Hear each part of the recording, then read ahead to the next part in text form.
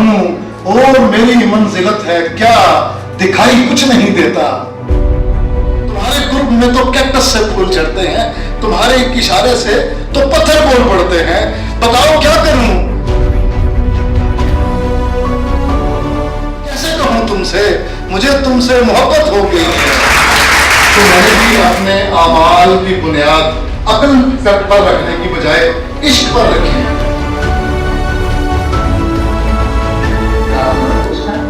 नहीं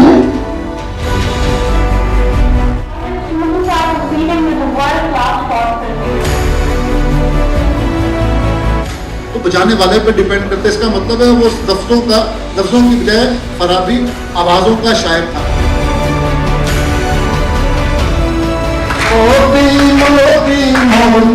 तेरे जी मैं कंध टप के तेरे बेड़ी च आन खलोती, केरे केरे केरे।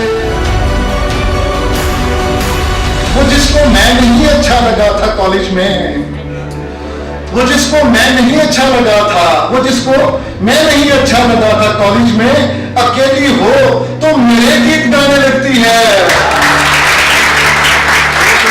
शहर में जब रात छाने लगती है, तेरी जुदाई मेरी जान को आने लगती है। बहुत शुक्रिया।